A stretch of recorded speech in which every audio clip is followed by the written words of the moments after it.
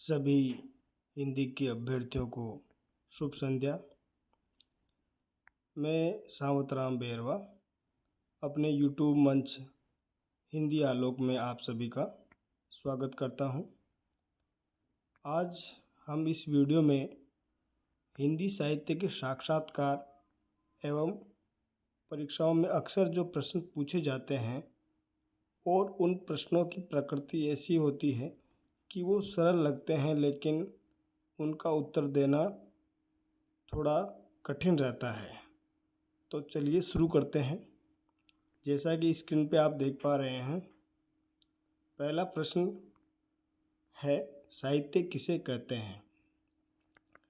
तो ये तो है कि हम साहित्य के विद्यार्थी हैं और हमसे ये प्रश्न कोई भी कर सकता है।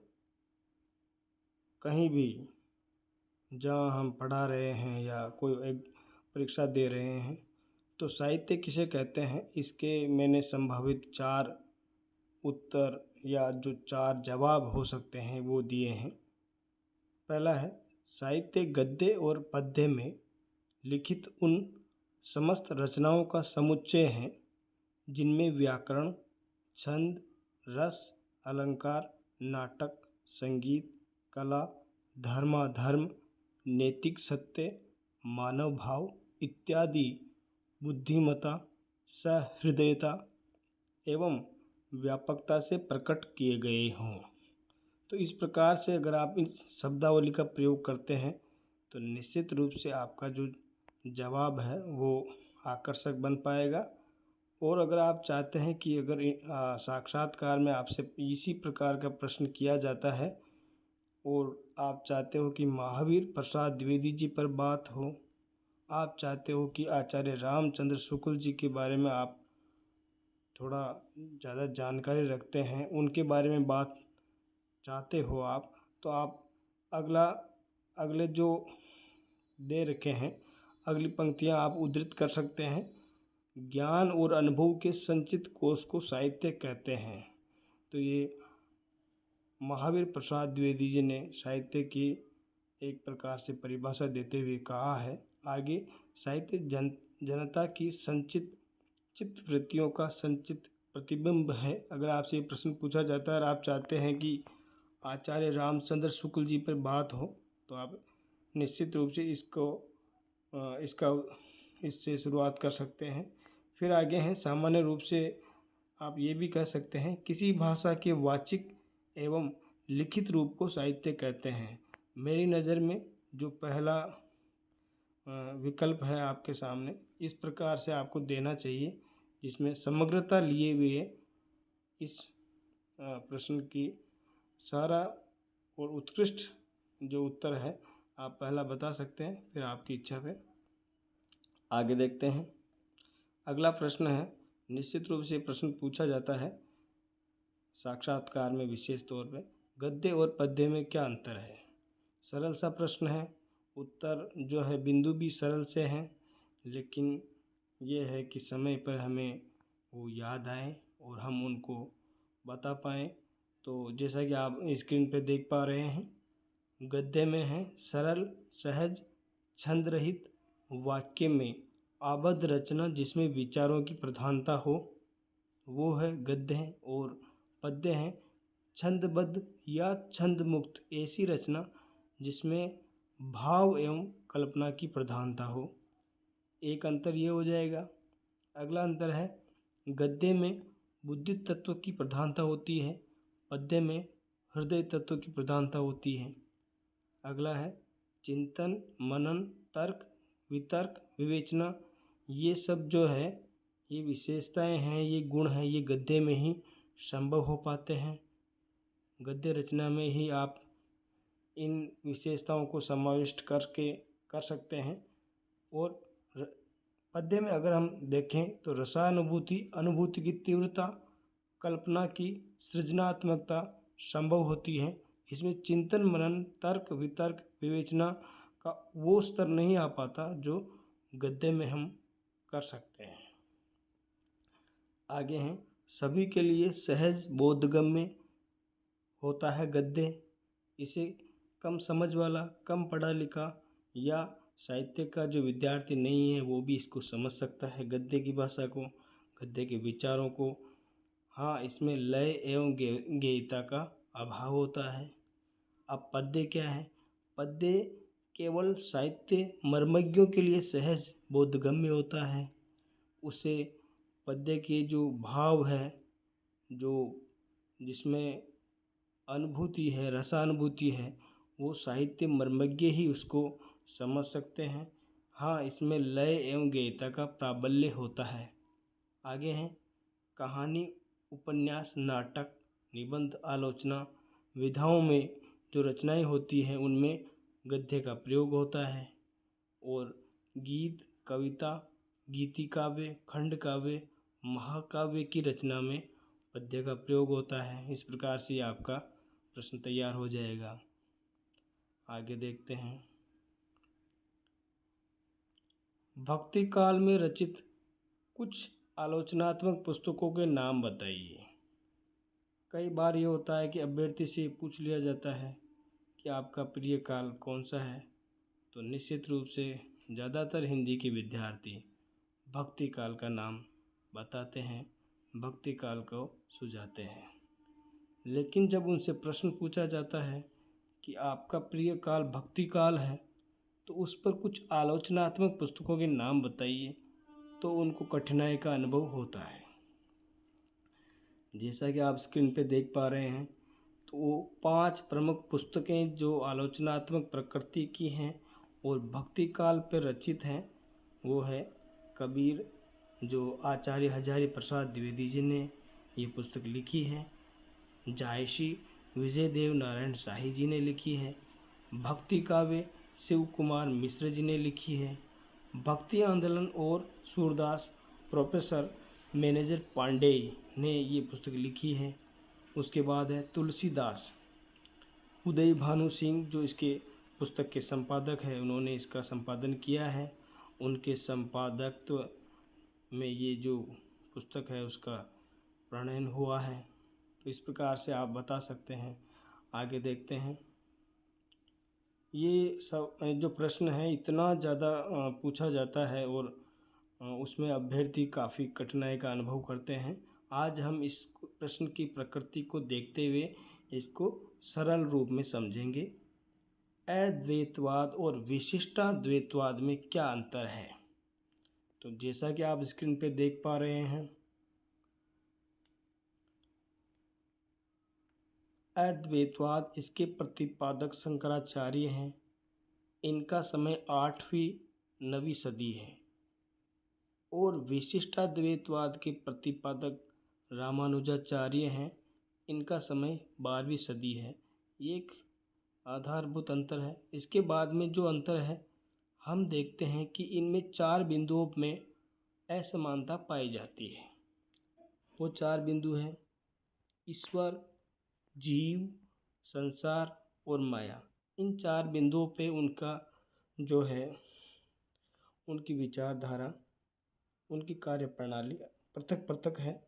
तो अद्वैतवाद में ईश्वर को निर्गुण, निराकार, अरूप और अगम्य माना जाता है, जबकि विशिष्टाद्वैतवाद में ईश्वर ये माना जाता है कि ईश्वर निर्गुण भी है और सगुण भी है।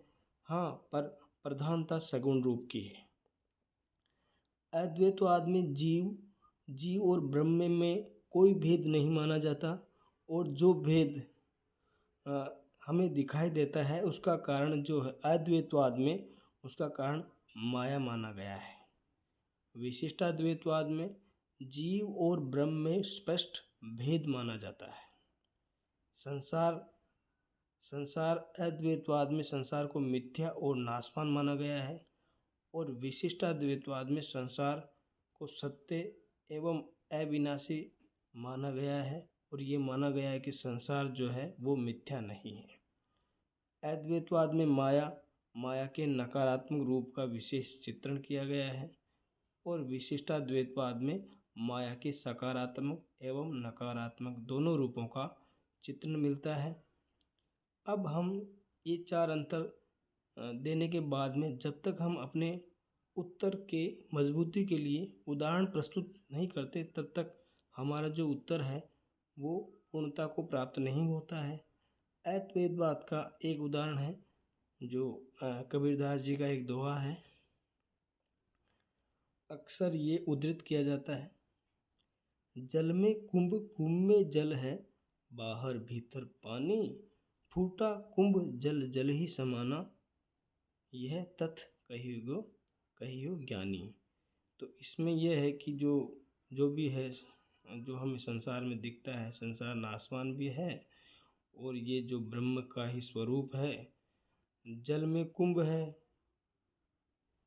यानी जो घड़ा है वो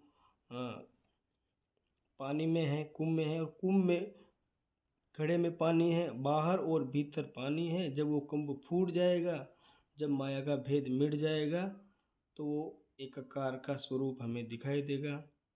इस प्रकार से अद्वैतवाद इस द्वय में स्पष्ट रूप से परिलक्षित है। विशिष्टाद्वैतवाद, जिसमें किसी एक विशिष्ट आराध्य को साकार रूप में माना जाता है और उसकी आराधना की जाती है, उसके लिए ये है, श्री रामचंद्र कृपालु भज मन हरण भव भय दारुणम, नव कंज लोचन कंज मुख कर कंज पद कंजारुणम। श्री राम जी के साकार रूप की वंदना इसमें की गई है। तो इस प्रकार से हम अपना उत्तर प्रस्तुत कर सकते हैं। आगे हैं, ये भी बहुत, ये जो प्रश्न है काफ़ी इसकी आवृत्ति रहती है, आप इसका स्क्रीनशॉट लेकर भी इसको समझ सकते हैं। प्रश्न है, साधनात्मक रहस्यवाद और भावात्मक रहस्यवाद में क्या अंतर है। तो जैसा कि आप स्क्रीन पर देख पा रहे हैं, साधनात्मक रहस्यवाद, इसमें ज्ञान पक्ष की प्रधानता होती है।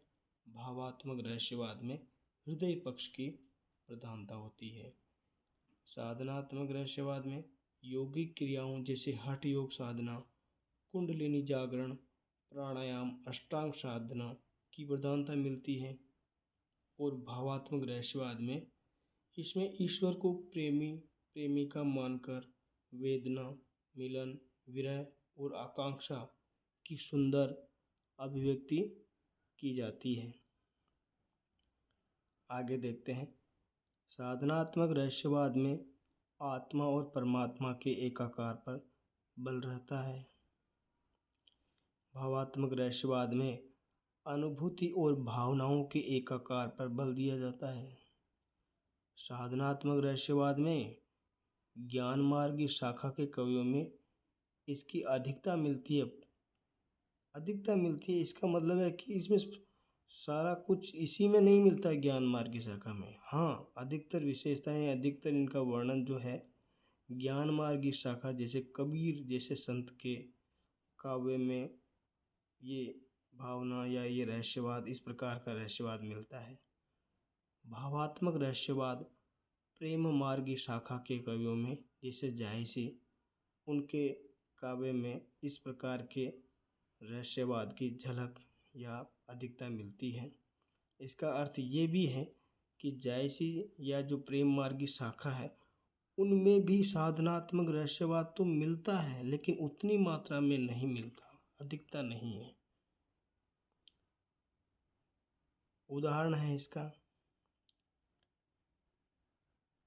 साधनात्मक रहस्यवाद का आकाशे मुखी, ओंधा कुआ, पाताले पनिहारी, ताका पानी हंसा पीवे, बिरला कोई विचारी। ये जो है इसमें संसार अपने योगी के जो कुंडलिनी जागरण और उसके 60 चक्र भेदन के बारे में इसका संकेत है कि हमारे मस्तिष्क में जो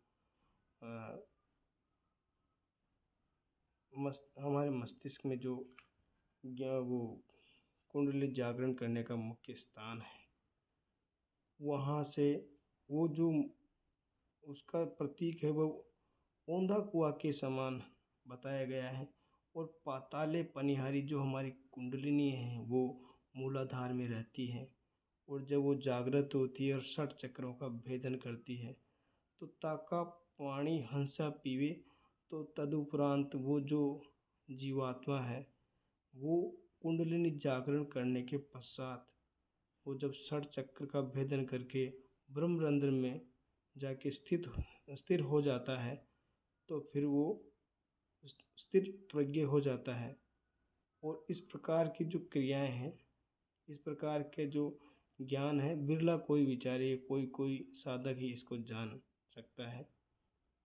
तो इस प्रकार से इसमें जो आप देख पा रहे हैं कि अष्टांग साधना कुंडलिनी जागरण हठ योग के शब्दावली का प्रयोग है, तो ये साधनात्मक रहस्यवाद है।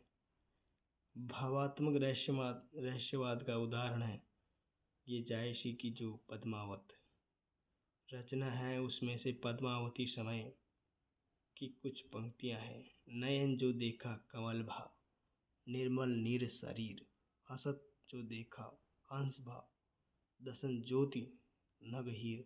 अर्थात मानसरोवर के जल में खिले कमल पद्मावती के नैनों के प्रतिबिंब के समान दृष्टिगोचर हो रहे हैं। सरोवर का जो स्वच्छ जल है वो पद्मावती की निर्मल काया या शरीर का प्रतिबिंब है। उसकी हंसी ही सरोवर में हंसों के रूप में हमें दिखाई दे रही है। उसकी दंत पंक्तियाँ पंक्तियाँ या दंतों की जो अवलियाँ हैं, पंक्तावलियाँ सरोवर में हीरे मोती के समान जगमगा रही है। और ये जो आप जानते हैं पद्मावती का जो चरित्र है या पद्मावती जो है ईश्वर का प्रतीक माना गया है। और ईश्वर की जो छवि है उसी को यहाँ वर्णित है ये, और उसी के आधार पर बताया गया है कि समस्त संसार में उस निराकार ईश्वर का उसकी झलक मिलती है। तो इस प्रकार से और यहाँ उस पद्मावती को ईश्वर रूप मानकर उसके माध्यम से समस्त संसार की जो ज्योति है या समस्त प्रकार की जो उपमाएं हैं उनको दी गई है, क्योंकि वो जो है सौंदर्य अतीत है। सौंदर्य उसमें इतना है कि उस जैसे अन्य जगह कल्पना नहीं की जा सकती। आगे देखते हैं।